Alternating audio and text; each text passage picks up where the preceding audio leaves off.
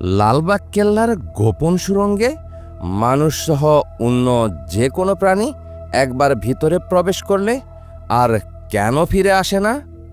কি তার রহস্য? কেনই বা এই রহস্যময় গোপন সুড়ঙ্গ নির্মাণ করা হয়েছিল? মুঘল সুবেদার শাহজাদা আজম শাহ এবং সুবেদার শায়েস্তা খান কেন লালবাগ কেল্লার কাজ সমাপ্ত করতে পারেনি? এই সবগুলো প্রশ্নের উত্তর পাবেন এই ভিডিওতে।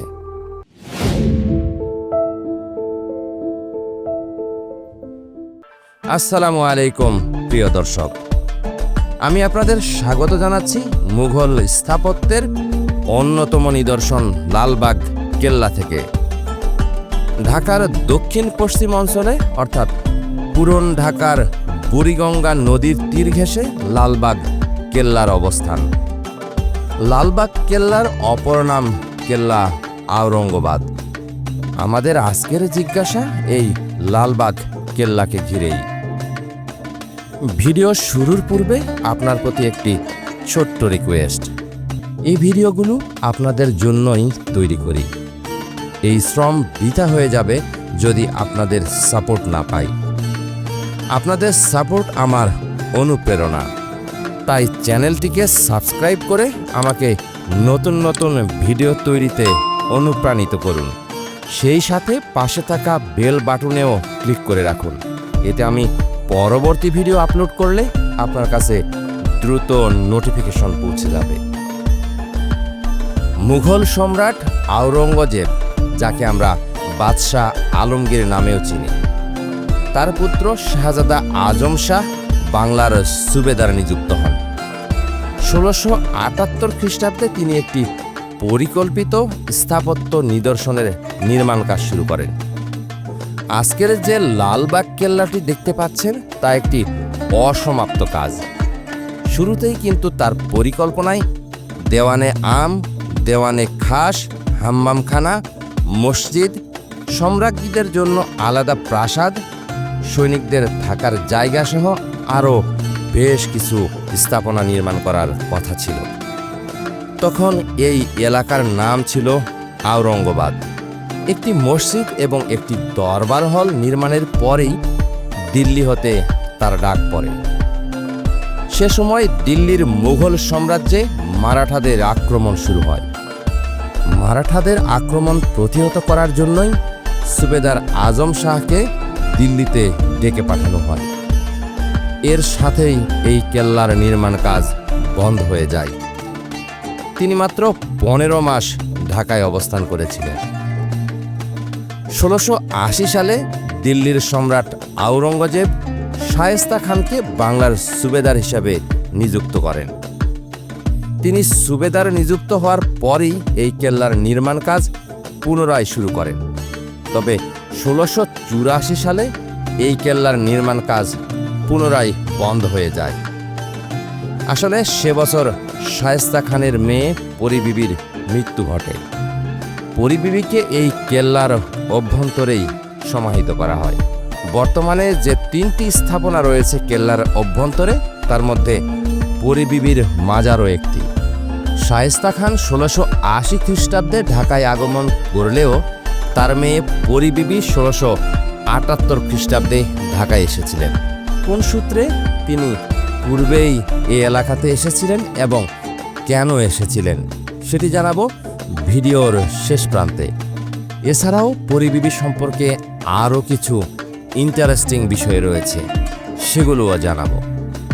আপনারা ভিডিওর শেষ পর্যন্ত দেখতে থাকুন, অন্যথায় ঘটনাটি বুঝতে অসুবিধা হতে পারে আপনাদের। পরিবিবির মৃত্যুর সাথেই কেন এই কেল্লার নির্মাণ কাজ বন্ধ করে দেওয়া হয় সেটিও একটি রহস্যের ব্যাপার। পরিবিবি শায়েস্তা খানের খুবই আদরের কন্যা ছিল। অতি অল্প বয়সেই তিনি মারা যান।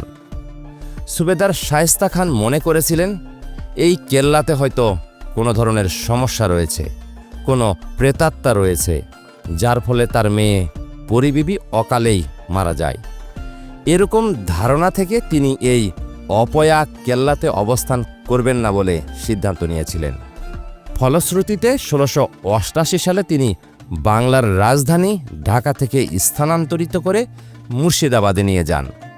শায়েস্তা খান এর পূর্বেও বাংলার সুবেদার নিযুক্ত ছিলেন, অর্থাৎ 2 দফায় তিনি 22 বছর বাংলার সুবেদারি করেন। প্রথম দফায় তিনি 1664 থেকে 1678 সাল পর্যন্ত বাংলার সুবেদার নিযুক্ত ছিলেন।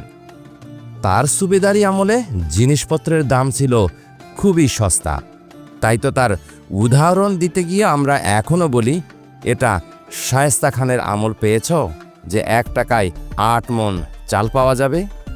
মজার বিষয় হচ্ছে তার প্রকৃত নাম শায়েস্তা খান নয়, বরং এটি তার উপনাম। সম্রাট শাহজাহান তাকে এ উপাধিতে ভূষিত করেন। তার প্রকৃত নাম মির্জা আবু তালিব। লালবাগ কেল্লার 3টি বিশাল দরজার মধ্যে একটি মাত্র দরজা জনসাধারণের জন্য উন্মুক্ত রাখা হয়েছে। সেই দরজা দিয়ে প্রবেশ করলেই প্রথমে পরিবিবির সমাধি আপনার চোখের সামনে পড়বে। পরিবিবির সমাধিস্থল একটি চতুষ্কোণাকৃতির স্থাপত্য। এই ভবনে মোট 9টি কক্ষ রয়েছে। মাঝের কক্ষটি পরিবিবির সমাধি। এর চারপাশে মার্বেল পাথর, কোষ্টি পাথর ও বিভিন্ন রঙের ফুলপাতা সুশোভিত চাকচিক্যময় টালির সাহায্যে নির্মিত 8টি কক্ষ রয়েছে। স্থাপনাটির ছাদ করবেল পদ্ধতিতে কোষ্টি পাথরের তৈরি এবং 4 কোণে 4টি অষ্টকোণ মিনার ও মাঝে একটি অষ্টকোণ গম্বুজ রয়েছে। মূল সমাধিসৌধের কেন্দ্রীয় কক্ষের উপরে যে গম্বুজ রয়েছে সেটি একসময় স্বর্ণখচিত ছিল, তবে পরবর্তীতে সেটি পিতলের বা তামার পাত দিয়ে মুড়িয়ে দেওয়া হয়েছে। পরের স্থাপনাটি শাহী মসজিদ। সম্রাট আওরঙ্গজেবের পুত্র শাহজাদা আজম খান বাংলার সুবেদার থাকাকালীন অবস্থায় এই 3 গম্বুজ বিশিষ্ট মসজিদ নির্মাণ করেছিলেন। এর নির্মাণকাল 1778 থেকে 1790 খ্রিস্টাব্দের মধ্যেই।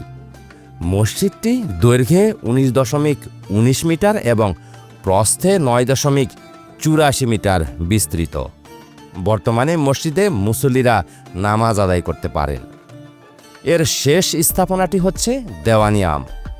এই স্থাপনাটির কয়েকটি নাম রয়েছে: দেওয়ানি আম, হাম্মামখানা, বাসভবন, বিচারালয় ইত্যাদি। এই ভবনের নিচতলায় সুবেদারের বাসভবন ছিল, যেটাকে হাম্মামখানাও বলা হয়, আর উপরের তলায় ছিল আদালত বা দেওয়ানে আম। এখানে বসেই তিনি সমস্ত বিচার কার্য পরিচালনা করতেন। দরবার হলে দর্শনার্থীদের জন্য তৈরি করা হয়েছে জাদুঘর, অর্থাৎ যে কামরায় বিচার কার্য সম্পাদন করা হতো সেই কামরাতে লালবাগ কেল্লা জাদুঘর স্থাপন করা হয়েছে। এই জাদুঘরে স্থান পেয়েছে মুঘল আমলে ব্যবহৃত 12টি মডেলের রাইফেল, হাতে লেখা কোরআন শরীফ, প্রাসাদের ব্যবহৃত ঝাড়বাতি, সিরামিকের তৈজসপত্র ইত্যাদি। এই 3টি স্থাপনা ছাড়াও এই কেল্লার 2টো বিশাল তোরণ এবং আংশিক ধ্বংসপ্রাপ্ত মজবুত দুর্গপ্রাচীর সম্প্রতি প্রত্নতাত্ত্বিক অধিদপ্তরের খননের ফলে প্রকাশ পেয়েছে। দক্ষিণাস্ত দুর্গপ্রাচীরের উত্তরে ছিল কয়েকটি ভবন, আস্তাবল, প্রশাসনিক ভবন এবং পশ্চিম অংশে জলধারা ও ফোয়ারাসহ একটি সুন্দর ছাদ বাগানের ব্যবস্থা ছিল। আবাসিক অংশটি ছিল দুর্গপ্রাচীরের পশ্চিম পূর্বে, অর্থাৎ মসজিদটির দক্ষিণ পশ্চিমে। বুরুজগুলোর ছিল ভূগর্ভস্থ সুড়ঙ্গ। এই সুড়ঙ্গকে কেন্দ্র করে রয়েছে নানা ধরনের কাল্পনিক গল্পকথা। সেগুলো বেশ ভয়ঙ্কর বটে। এই সুড়ঙ্গে কেউ প্রবেশ করলে আর কেউই ফিরে আসে না, আর এই সুড়ঙ্গের শেষ কোথায় সেটাও জানা যায়নি। এটি জানার জন্য বেশ কয়েকবার প্রচেষ্টাও চালানো হয়, তবে তা বরাবরই ব্যর্থ হয়ে যায়। এ পর্যন্ত অনুসন্ধান চালানোর জন্য 2টি কুকুরকে শিকলসহ ভিতরে ঢুকিয়ে দেওয়া হয়েছিল। শিকল ফিরে আসলেও আর ফিরে আসেনি কুকুর 2টি। বিষয়টি গা ছমছম করার মতো বিষয়। তবে বিষয়টি নিয়ে লালবাগ কেল্লার কাস্টোডিয়ানের সাথে কথা বললে এটাকে কাল্পনিক বলে দাবি করেন তিনি। তিনি জানান কেল্লার ভিতরে বেশ কয়েকটি সুড়ঙ্গ রয়েছে। একটি বাদে বাকিগুলোকে এখন পর্যন্ত আবিষ্কার করা সম্ভব হয়নি। এই সুড়ঙ্গ পথ ব্যবহার করে কেল্লার বাহিরে বুড়িগঙ্গা নদী পর্যন্ত যাওয়া যেত। সেনাপতিরা যখন যুদ্ধে পরাজয় নিশ্চিত হতো তখন প্রাণ রক্ষার্থে এই সুড়ঙ্গ পথ ব্যবহার করে বুড়িগঙ্গা নদী হয়ে জিঞ্জিরা প্রাসাদে যেত।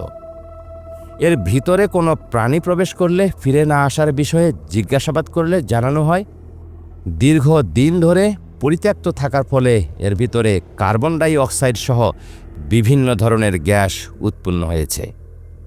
ফলশ্রুতিতে কোনো প্রাণী প্রবেশ করলে অক্সিজেনের অভাবে মৃত্যু ঘটে। এছাড়াও অন্যান্য গ্যাসীয় পদার্থের কারণে বডি ডিকম্পোজ হয়ে যায়, তাই লাশও খুঁজে পাওয়া যায় না। যেহেতু সুড়ঙ্গটি বিপজ্জনক, তাই বর্তমানে এটি একটি লোহার নেট দিয়ে তালাবদ্ধ করে রাখা হয়েছে, যাতে করে কোনো অনাকাঙ্ক্ষিত ঘটনা না ঘটতে পারে। এবার চলুন পরী বিবি কোন সূত্র ধরে সুবেদার শায়েস্তা খানের পূর্বেই ঢাকায় আগমন করেছিলেন সেটি জেনে নিই। ১৬৬৮ সালের মে মাসের ৩ তারিখে সম্রাট আওরঙ্গজেবের পুত্র শাহজাদা আজম শাহের সাথে পরী বিবির বিয়ে হয়। সেই সূত্র ধরে শাহজাদা আজম শাহ ১৬৭৮ সালে বাংলার সুবেদার নিযুক্ত হলে তিনি সপরিবারে ঢাকায় আগমন করেন। পরবর্তীতে ১৬৭৯ সালে শাহজাদা আজম শাহ দিল্লি ফিরে গেলেও তার স্ত্রী পরী বিবি ঢাকাতেই থেকে যান, কারণ তিনি তখন বেশ অসুস্থ ছিলেন। পরবর্তীতে ১৬৮৪ সালে তিনি মারা গেলে তাকে এই কেল্লার অভ্যন্তরেই সমাহিত করা হয়। পরী বিবির আসল নাম ইরান দুখত রহমত বানু, যা অনেকেরই অজানা। আশা করি আজকের এই ভিডিওটি আপনাদের জ্ঞানের পরিধিকে কিছুটা হলেও প্রশস্ত করতে পেরেছে। এই ভিডিও থেকে সামান্য কিছু ভ্যালুও যদি পেয়ে থাকেন তাহলে আমার চ্যানেলটিকে সাবস্ক্রাইব করুন এবং পাশে থাকা বেল বাটনটিতেও ক্লিক করুন। এতে আমি পরবর্তী ভিডিও আপলোড করলে আপনার কাছে দ্রুত নোটিফিকেশন পৌঁছে যাবে। ভিডিওটিকে লাইক দিন এবং বন্ধুবান্ধবদের সাথে শেয়ার করুন। ইনশাল্লাহ শীঘ্রই দেখা হবে নতুন কোনো ভিডিওতে, নতুন কোনো স্থানে। আপনাদের সুস্বাস্থ্য এবং দীর্ঘায়ু কামনা করে বিদায় নিচ্ছি। আল্লাহ হাফেজ।